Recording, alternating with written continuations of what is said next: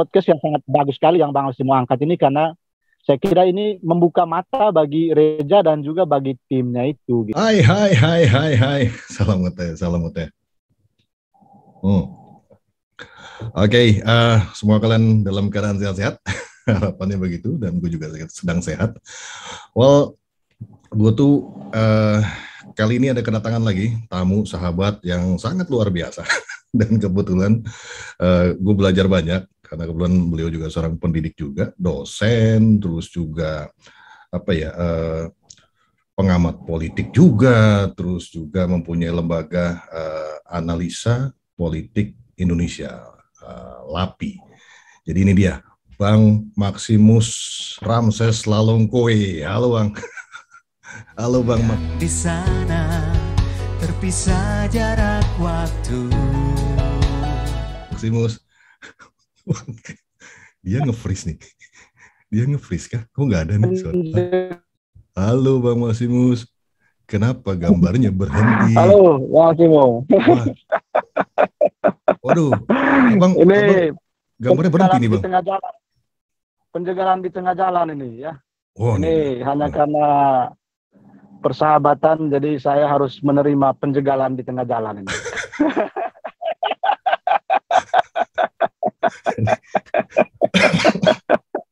Jadi nilai persahabatan itu kan ada di sana kan. Jadi Mitreka Satata ya kan. Mitreka Satata itu kan bahasa kuno kan. Mitre? Jadi bahasa kuno Mitreka Satata ya kan. Mitreka Satata. Boleh jelasin nih. Artinya bersatu dalam persahabatan ya kan. Jadi biar kita berbeda-beda tetap kita bersatu dalam persahabatan. Nah, penjagalan di tengah jalan ini bagian daripada Mitreka Satata itu. Orang kan podcast umumnya tuh dalam satu ruangan ya. Ini udah nyeleneh nih. Gue pakai Zoom. Ditambah lagi ini narasumbernya di tengah jalan. Jadi ini podcast ala tahu dadakan nih. Aduh. Sehat tapi Bang ya? Ya sehat, lumayan lah ya. Seperti Bang Alsimo kan saya lihat sudah semakin sukses ya. Bahkan saya melihatnya sekarang Bang Alsimo tuh sudah menjadi seorang artis ya. Jadi YouTuber yang sukses ya. Belum. Ya, ini sudah masuk di tahap yang kedua. Ini saya lihat ini kan. Jadi bagaimana Bang Alsimo tuh sudah punya fans permanen. Karena itu artis itu. Tahap apa tadi Bang? Kepotong kan tadi. Punya fans permanen ya. Sorry. Tahap apa tadi? Ya, sekarang itu kan Bang Alsimo itu sudah masuk ke tahap yang kedua kan. Jadi tahap yang kedua itu bagaimana sudah memiliki fans yang sifatnya permanen kan. Begitu. Sehingga saya mengatakan bahwa Bang Alsimo itu sudah menjadi artis ya. Gitu. Jadi penolakan Bang Alsimo itu sebetulnya bagian daripada doa yang terbaik. Oh iya. Oh, diamini aja ya, diamini ya. Harus diamini. Amin. Iya kan? Thank you. Iya. Jadi ikut mantau ya. Ikut mantau lihat ini ya konten saya. Wah. Sebenarnya bukan ikut mantau lagi ya. Begitu kan, kita kan satu kamar kan. Ya, saya selama ini mengikuti terus ya perkembangan Bang Alsimo dari waktu ke waktu. Menurut saya ini sangat luar biasa ya. Knowledge-nya itu benar-benar berjalan dengan baik sekali gitu. Jadi saya lihat konten-kontennya itu kan juga berkaitan dengan penyanyi-penyanyi daerah yang memang mau berkancah di nasional kan. Menurut saya yang Bang Alsimo nggak mengenal yang bersangkutan juga itu tiba-tiba dibuat dalam sebuah konten dan itu semakin diperluas. Menurut saya itu bagian daripada Mitreka Satata itu tadi, bersatu dalam persahabatan ya kan. Nyambungnya ke sana ya, bridgingnya dapet ya langsung ke sana ya. Oke. Tapi ya Bang, menarik ya Bang. Maksudnya ya awalnya kan gue juga nganggapnya gimana ya Bang. Maksudnya ini mah biasa gitu kan, viral-viral ntar juga hilang gitu kan. Karena mikirnya gitu awalnya gitu kan. Cuma dalam hati kadang kayaknya sayang juga ya. Terus ngelihat dari track recordnya anaknya gitu kan, attitude-nya. kok kayaknya sayang kalau tidak disupport gitu kan. Ya. Iya. Walaupun kalau ngelihat Alsimo siapa sih kan, channelnya juga ya nggak ada orangnya gitu kan, subscriber juga dulu nggak ada gitu kan. Tapi iya. ya niatan apa ya, kalau boleh orang boleh bilang, ada yang bilang katanya oh niatnya baik, ya alhamdulillah. Cuman gue niatnya ya udah minimal berbuat sesuatu sekecil apapun, kita nggak pernah tahu dampaknya. Itu aja sih sebenarnya awalnya. Iya. Terus akhirnya sampai sekarang nih Ya bahas itu si kan Resa pikiran ya. Bang Alsimo kan. Iya. Iya. Betul. Ya, itu kan pikiran Bang Alsimo kan. Bang Alsimo mengatakan tentang dirinya. Lalu kalau kita kaitkan juga dengan si Resa dulu itu yang Bang Alsimo angkat sekarang ini kan, dulu kan juga dia nggak pernah mengetahui bahwa suatu waktu dia akan jadi seperti ini kan. Iya juga ya kan? Iya juga. Ya kan? Jadi dia nggak pernah menyadari itu kan. Jadi dia menyanyi di rumahnya ya kan, dan dia tidak pernah berpikir kalau menurut saya sih ya, artinya sama seperti yang Bang Alsimo katakan tadi tuh ya. Siapa sih Bang Alsimo dulu kan ya, orang nggak mungkin perhitungkan ya kan, begitu. Mungkin orang juga mengejek ya kan, tapi tidak pernah tahu jalan hidup seseorang gitu. Ya sama seperti Reza itu juga kan. Jadi orang nggak pernah tahu, yang dulu dia menyanyi di rumah tiba-tiba sekarang sudah menyanyi di mana-mana dan bahkan sudah dikenal luas oleh masyarakat Indonesia, bahkan nasional, juga dunia internasional kan, begitu. Di bawah dukungan teman-teman YouTuber termasuk Bang Alsimo itu sendiri gitu. Jadi artinya kan memang ada mutualisme kan, saling membutuhkan satu dengan yang lain gitu. Betul. Iya sih, nggak pernah menyangka, tapi betul juga kalau dikaitkan Reza juga, mungkin Reza juga dulu juga nggak pernah menyangka akan sampai ke tahap ini ya. Jadi gue tuh kemarin juga ngambil kesimpulan gini Bang, akhirnya gue bilang ke teman-teman penonton ya udahlah berbuat aja, kita nggak pernah tahu perbuatan kita itu bisa dampaknya sampai kemana. Kayak kemarin aku terakhir ngobrol sama Ike, abang kenal juga kan, Ike, kita pernah juga waktu itu ngobrol. Ike Suharjo yang mantan presenter TV One itu ya? Iya. Nah ngobrol sama dia. Ini. Nah itu aja ngobrol sama beliau aja kan, istilahnya kita nggak pernah tahu obrolannya itu dampaknya seperti apa. Kita anggap ya sudah, kita membahas tentang Reza, lu tahu nggak sih, pernah dengar nggak anak ini, terus dari sisi dia kan pengamat sosial juga kan, pengamat sosial. Terus ngobrol nggak taunya sampai ke salah satu rektor tertarik untuk ngasih beasiswa, jadi nggak pernah tahu. Jadi ya mending do something lah everyday, nggak cuma rebahan lah gitu ya. Iya, memang tapi satu hal yang bagi saya, mungkin saya kira Bang Alsimo nanti bisa membuat podcast khusus ya. Pertanyaannya gini, siapa sih orang yang pertama kali memviralkan si Reza itu? Orang udah lupa. Ada. Tapi masih. Orang itu? Tapi sekarang masih, Bang. Iya kan? Masih kok sekarang si Napa Uga. Maksudnya gini loh. Gimana? Iya, ya kan bisa juga Bang Alsimo membuat podcast, karena menurut saya itu adalah orang yang membawa berkat bagi si Reza itu. Kenapa? Karena dialah orang pertama ya.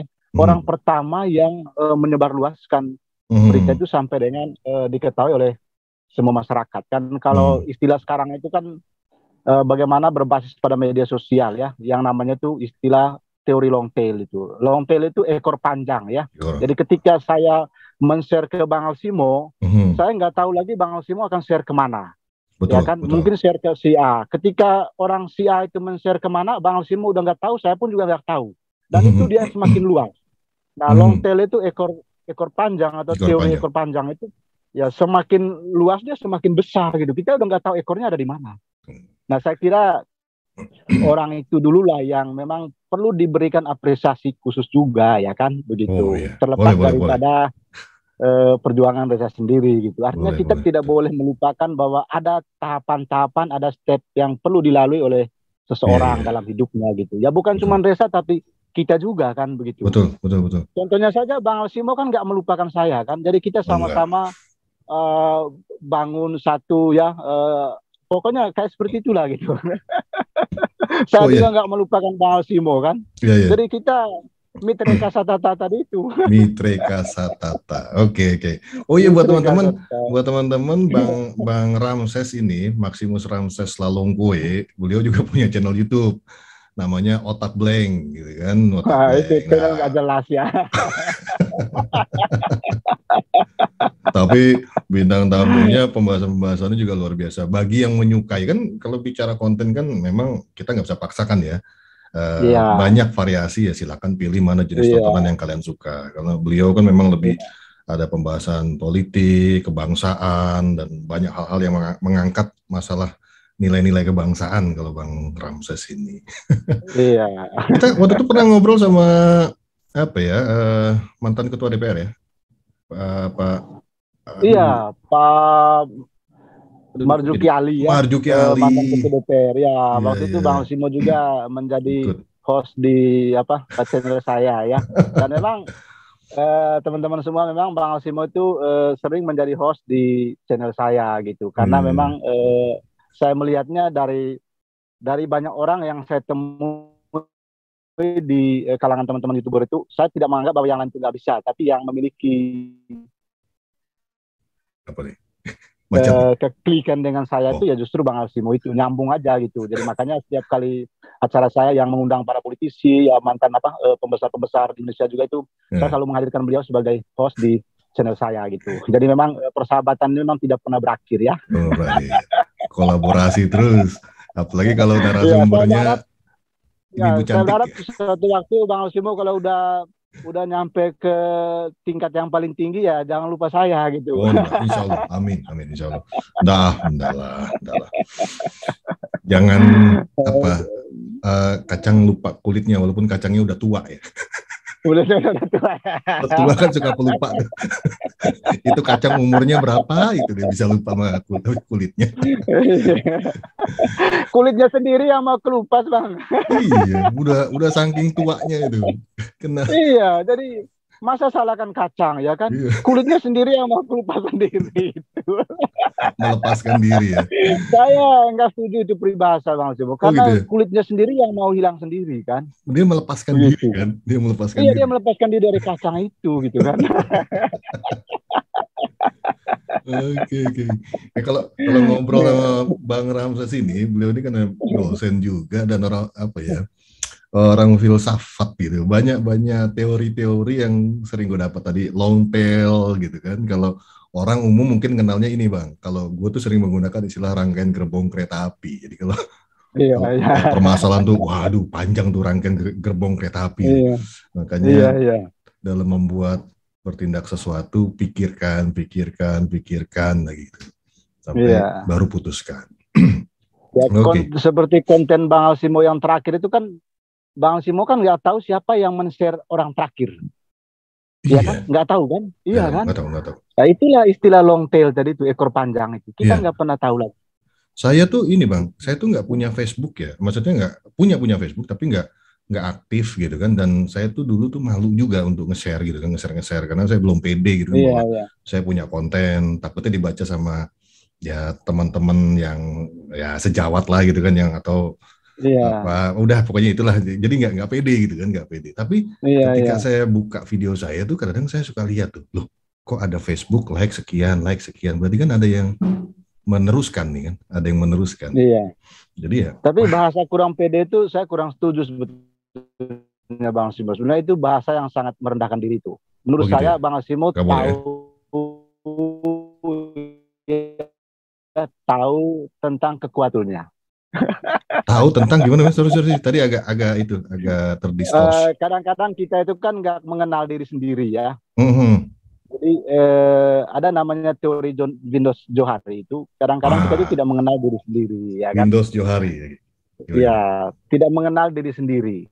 Jadi penting juga mengenal diri sendiri. Sebetulnya yang Bang Alsimo katakan tadi itu bahwa saya nggak pede, sebetulnya bukan seperti itu. Tapi Bang Alsimo benar-benar menyadari bahwa yang bagian ini belum tepat untuk saya harus share gitu, ya kan? Karena ada yang merasa kurang gitu kan. Itu bahasanya sisinya. Betul. Tapi ada orang yang nggak menyadar dirinya gitu, nggak mengukur kekuatan dirinya kan. Begitu. Jadi ya dia lepas-lepas aja gitu kan. Saya termasuk yang agak hati-hati gitu, maksudnya kadang kalau lihat sesuatu juga nunggu beberapa saat gitu kan. Sekarang apalagi kan zamannya hoax ya gitu kan. Zamannya hoax. Jadi tunggu dulu 1 hari, 2 hari gitu kan. Begitu udah ada perkembangan baru. Kadang ya hoax itu antara betul sama apa ya, hoax gitu kan, bedanya tipis gitu, kadang menyerupai. Bedanya tipis ya. Jadi harus hati-hati. Bang, kalau ngelihat Reza menurut Abang nih, ke depannya kayak gimana tuh, Bang? Ikutin kan? Iya, kira-kira memang saya bisa ikutin. bertahan atau kayak gimana? Atau menurut Abang tipsnya sebagai, ya boleh dibilang yang mengamati, mengikuti gitu, sebagai masyarakat lah, perwakilan masyarakat. Iya, saya memang mengikuti berbagai informasi terkait dengan Reza itu ya, termasuk juga di kanal YouTube-nya Bang Alsimo itu gitu. Memang Bang Alsimo sudah banyak sekali membahas berbagai sisi tentang si Reza itu gitu. Nah, kalau saya melihatnya, saya kan bukan orang musik ya, tapi sebagai masyarakat kan. Kalau kita dunia sekarang ini kan ada namanya istilah itu tomorrow is today ya. Jadi tomorrow is today itu tomorrow is today. Oh, tomorrow is today, oke. Ya, artinya besok itu sudah bisa kita tahu hari ini gitu. Yes. Oke. Kalau dulu nggak bisa.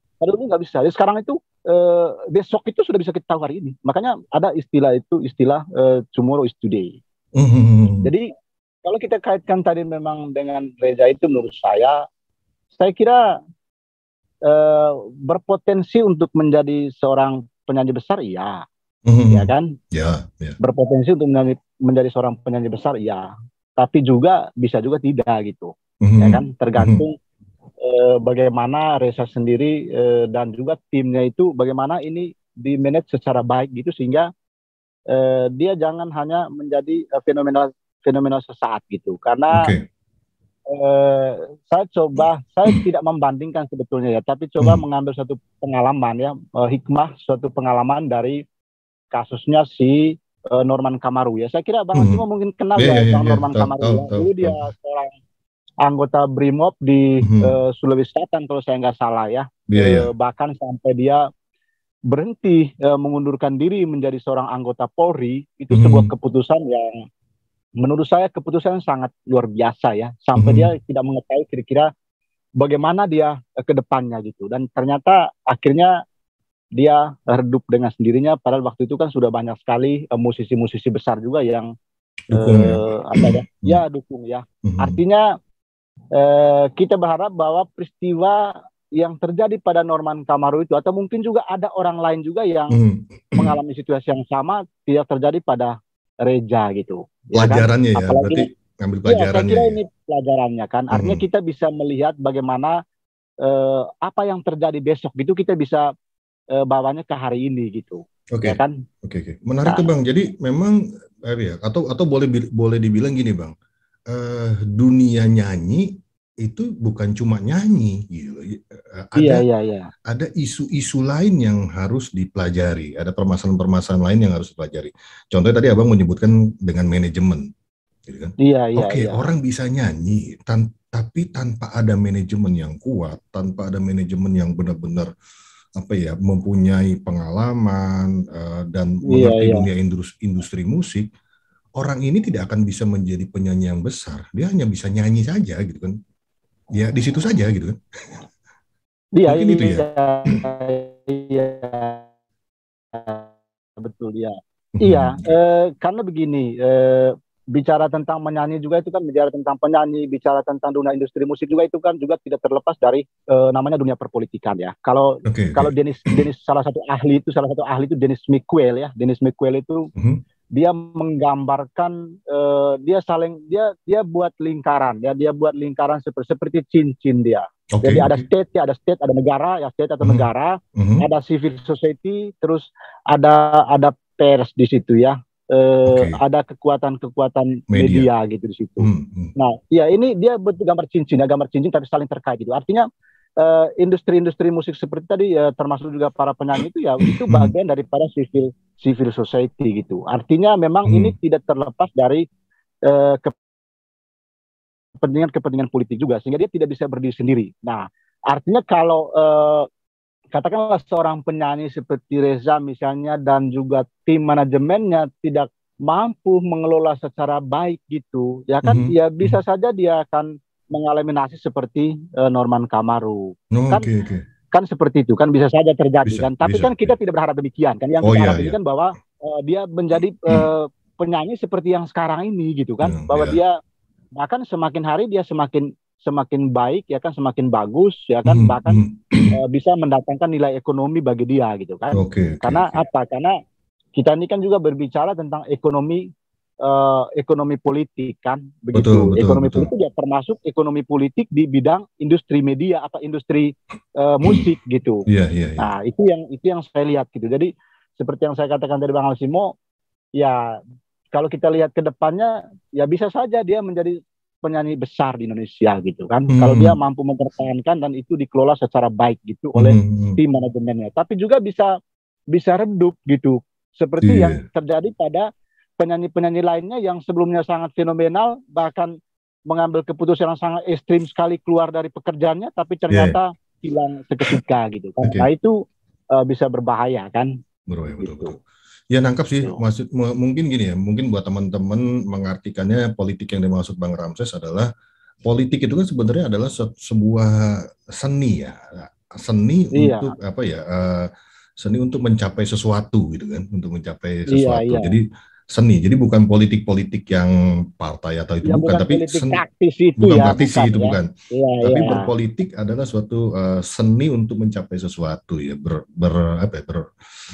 bertindak untuk mencapai sesuatu. Dan setuju sih dalam arti memang tidak lepas di dunia industri musik ini juga tetap ada politiknya. Maksudnya politik dalam arti tadi ada siasat yang harus kita lakukan supaya si artis ini iya betul ya. Contohnya begini Bang Timo ya. Contohnya dia jatuh. Nanti lanjut lagi. Mudah-mudahan nanti Bang Ramses naik lagi. Jadi yang dimaksud Bang Ramses itu ya, jadi bukan politik praktis ya, tapi memang dalam kehidupan sehari-hari kita juga sebenarnya berpolitik, bersiasat mengakali supaya tujuan kita tuh bisa tercapai. Ya harapannya sih dengan Reza dengan kekuatan tim manajemen, ada Temeli ini bisa melalui hal itu. Dan tadi Bang Ramses juga memberikan gambaran ya, bukan membandingkan, kembali lagi kita bisa memetik pelajaran dari apa sih yang menyebabkan orang tidak bisa eksis, orang yang tidak bisa bertahan di dunia industri musik ini gitu kan ya. Tadi Bang Ramses sampaikan terkait dengan kehati-hatian dalam memutuskan sesuatu. Bang Ramses naik lagi nih. Oke, mudah-mudahan dia bisa aman dengan signalnya. Nah inilah kalau kalau hotel podcast tele dengan menggunakan Zoom itu ya kendalanya seperti ini guys. Jadi ini nggak akan gue edit, jadi the show must go on. Jadi gue tuh paling sebel kalau bikin video tuh sepotong-sepotong. Jadi lanjut saja. Jadi memang ini kendalanya kalau nge-zoom bikin podcast tapi pakai Zoom. Jadi ada kendala signal entah dari gue kadang-kadang atau dari narasumber. Halo, balik lagi. Oh iya, tadi itu ngobrol sendiri ya? Gue ngobrol sendiri. Makanya kalau saya bikin Zoom kalau ngobrol podcast pengennya nggak ada potongan gitu. Jadi ya udah natural aja, kita ngobrol kok gitu kan. Kita ngobrol. Nggak ada yang aneh-aneh kita ngobrol. Iya. Gimana tadi mau teruskan apa tuh? Iya, tadi itu sampai di ini ya. Mohon maaf Bang Simoya ini mungkin jaringan atau seperti apa ya. Saya kira kita memang tidak bisa lepas dari politik ya. Tapi kalau kita lihat ilmu politik memang kan bahwa apapun aktivitas manusia itu tidak terlepas dari kepentingan politik gitu kan. Kepentingan politik yang kita masukkan seperti yang Bang Simo katakan tadi itu adalah bagaimana kita mensiasati. Kenapa kita bisa penyanyi-penyanyi atau musisi-musisi yang awalnya mereka sangat terkenal tiba-tiba meredupkan, hilang gitu kan? Betul. Apakah memang di sana ada saling mensiasati ya kan?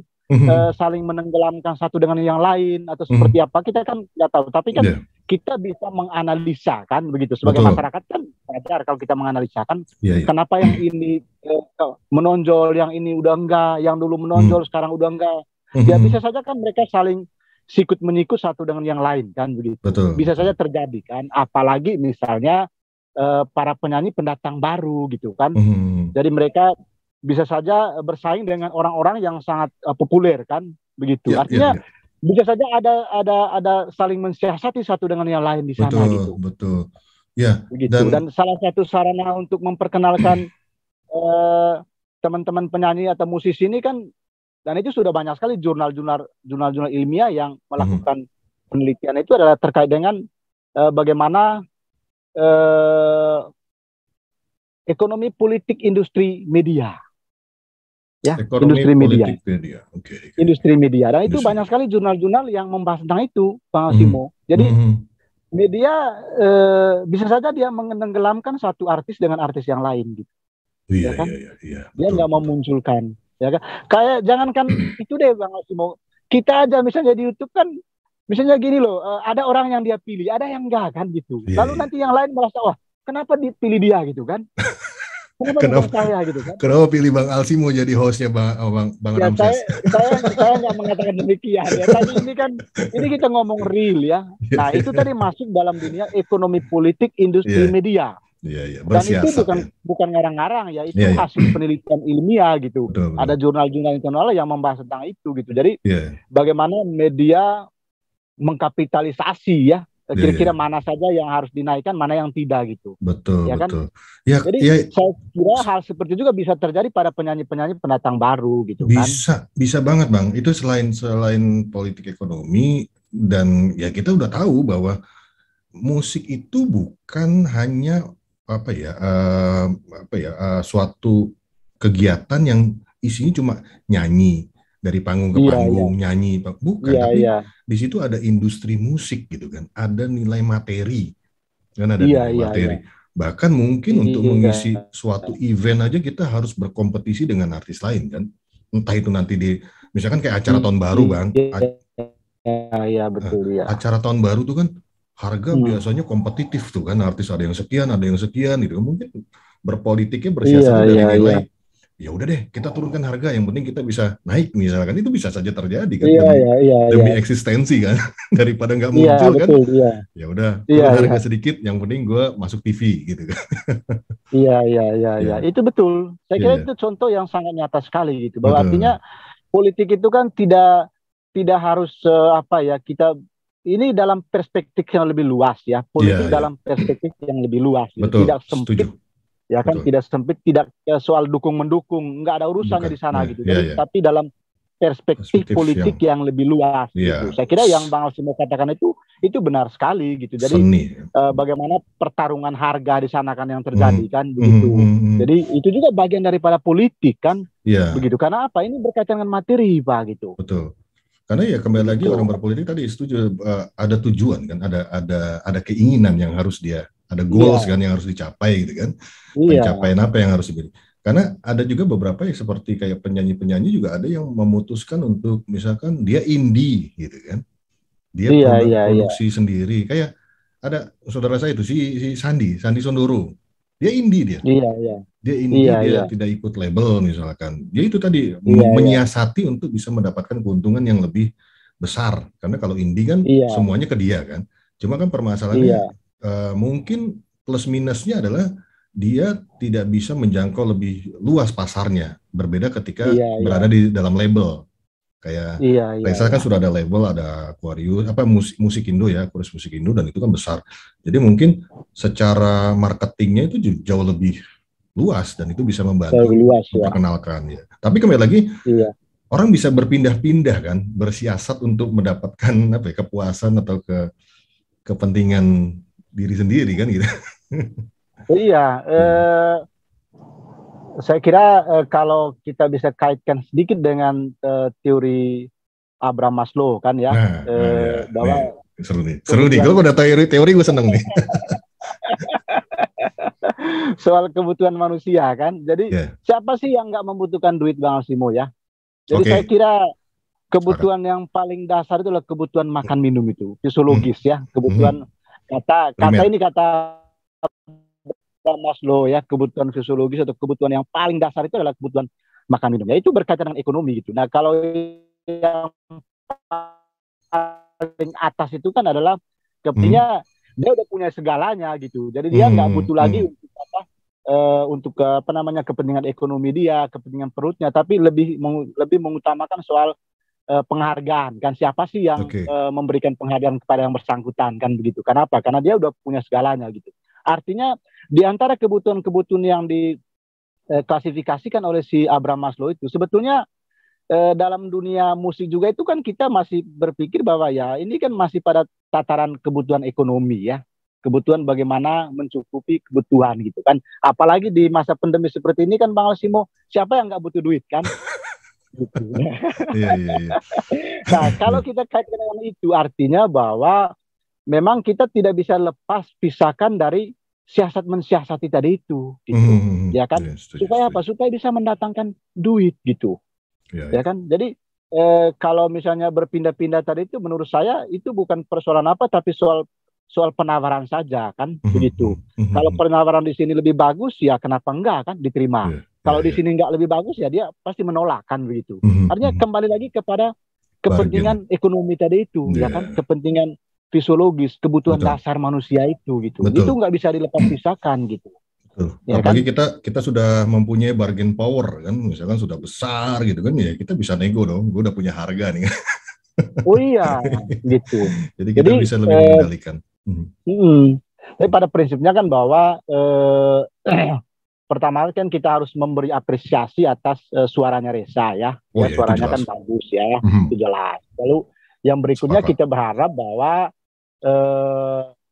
fenomena yang terjadi pada diri Reza saat ini tidak hanya terjadi sekarang, tapi dia bisa menghasilkan sesuatu yang bernilai guna, khususnya di industri musik di Indonesia gitu, sehingga betul-betul suaranya dia itu bisa dirasakan oleh semua kalangan begitu kan, dan juga orang-orang yang turut serta ya membackup, membantu yang bersangkutan itu ya betul-betul memang artinya memang kepentingannya itu, kepentingan utamanya adalah bagaimana membesarkan Reza itu gitu. Selain ada kepentingan-kepentingan terimplisit yang ada di dalam diri orang itu gitu kan. Begitu. Artinya memang ada mutualisme lah ya kan, ada saling ketergantungan satu dengan yang lain. Tapi jangan sampai misalnya satunya ditenggelamkan ya kan, satunya ditonjolkan, itu yang nggak boleh gitu kan. Iya. Atau ngambil keuntungannya besar banget gitu kan. Iya. Oke. Ya itu. Berarti boleh ditangkap. Berarti kalau dia ketawa mulu nih, gue sebel nih. Ketawanya nular.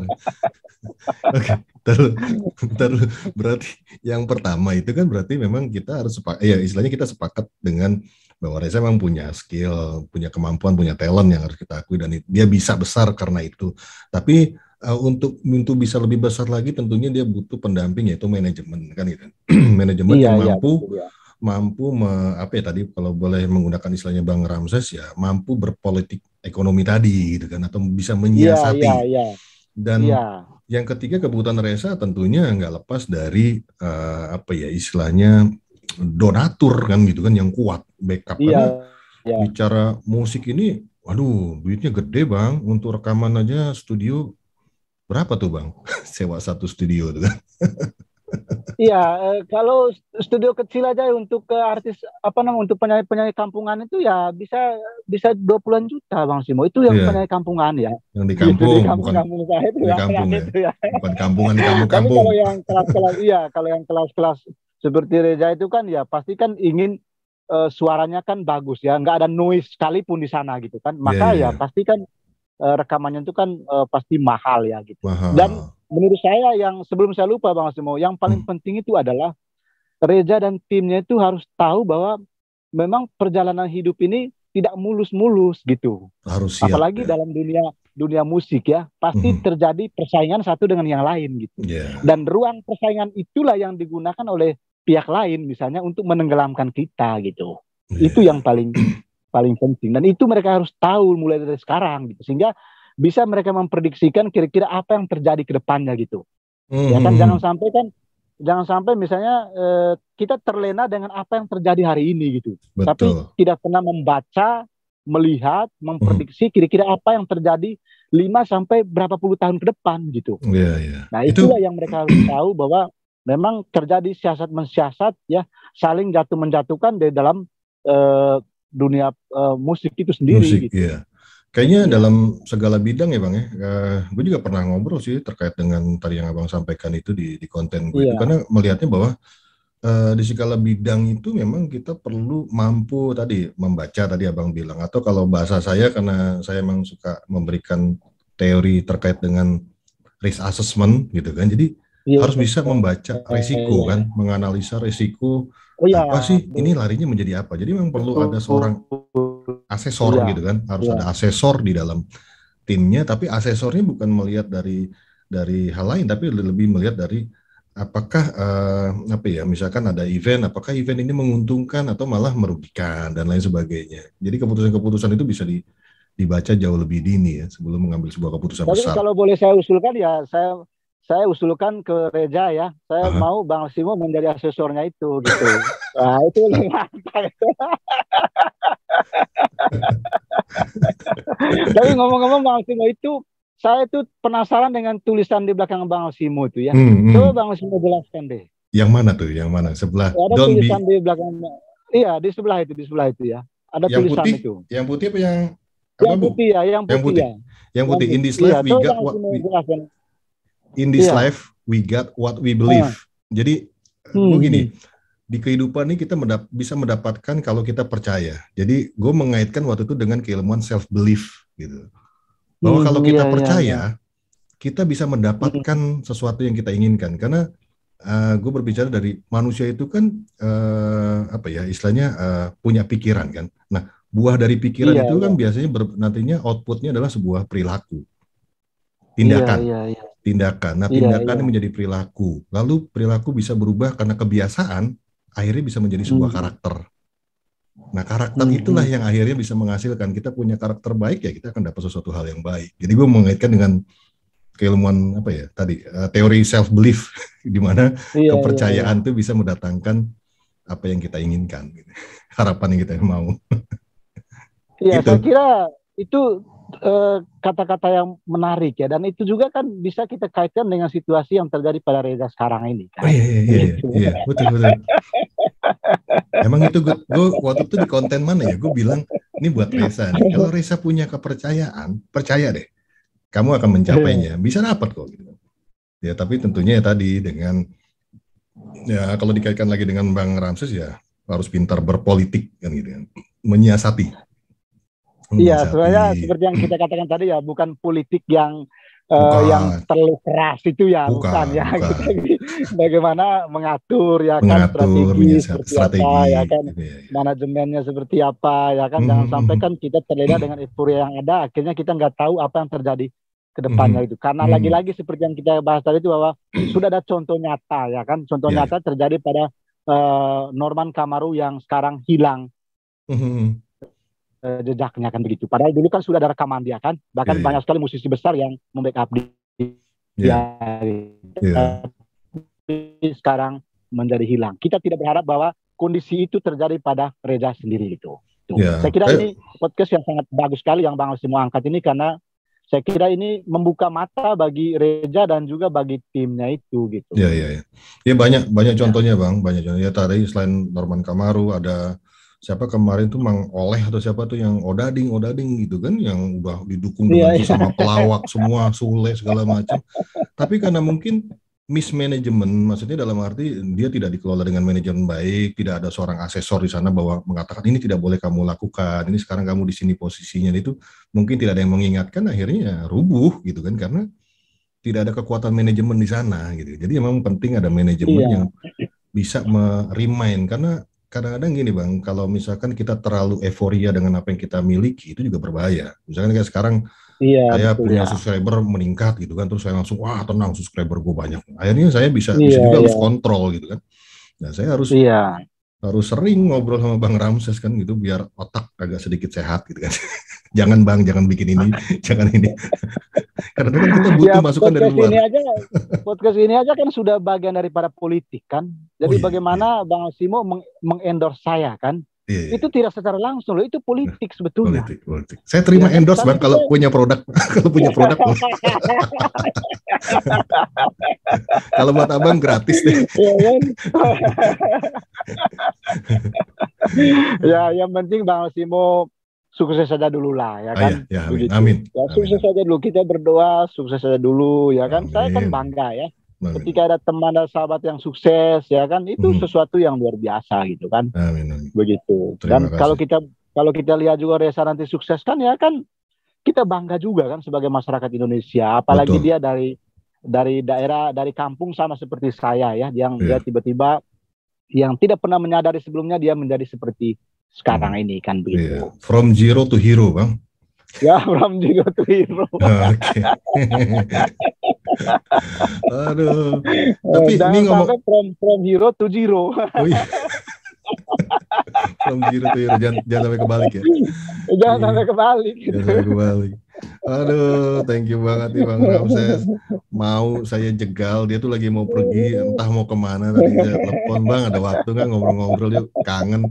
Karena selain apa ya, selain memang kita juga sering teleponan, tapi tuh apa ya, kadang-kadang kalau cuma di teleponan tuh ngerasa gini, kadang kalau di teleponan sama dia berjam-jam tuh, aduh ini sayang banget ya, banyak kata-kata yang bagus yang harusnya orang banyak dengar gitu loh. Makanya ayo di kontenin yuk gitu kan, karena ya tadi dengan teori-teorinya dia apa, jadi dari siapa tadi, Johannes Windows Windows Johari ya. Johari ya, tuh kan. Teori long tail itu banyak banget tadi yang disampaikan Bang Ramses. Jadi kalau cuma gue yang denger itu kayaknya sayang banget, jadi harus didengar oleh banyak orang. Iya, sebetulnya begini Bang Simo ya, semua apa yang kita lakukan itu sebenarnya sudah ada teorinya masing-masing semua. Ya, betul. Ya kan, hanya kan kita belum membacanya saja gitu. Betul. Bukan sudah tidak mengetahui, tapi kita belum mengetahui. Semua yang kita lakukan dalam dunia ini ya sudah ada semua teorinya gitu. Sudah ada semua gitu. Betul. Kita tinggal hanya menghangatkan saja kan pikiran teman. Saya kira banyak juga teman-teman yang mengetahui di luar kan. Gitu. Ya itu kan yang banyak yang terjadi, orang-orang kadang-kadang sudah melakukan tapi tidak tahu bahwa ternyata ada teorinya. Kadang-kadang saya juga kalau memberikan materi gitu kan, kadang-kadang wah saya sudah lakukan tuh Pak. Oh iya, itu namanya ini. Atau Pak, teknik itu ternyata namanya ini. Iya betul, itu namanya teknik ini. Jadi mereka sudah lakukan dulu.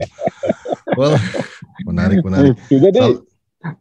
Jadi kondisi pada Reza itu kita berharap sesuai dengan materinya Bang Simo di setiap kegiatan-kegiatan Bang Simo kan, manajemen risiko. Ya, intinya manajemen risiko ya. Oh iya, itu penting Bang, manajemen risiko itu.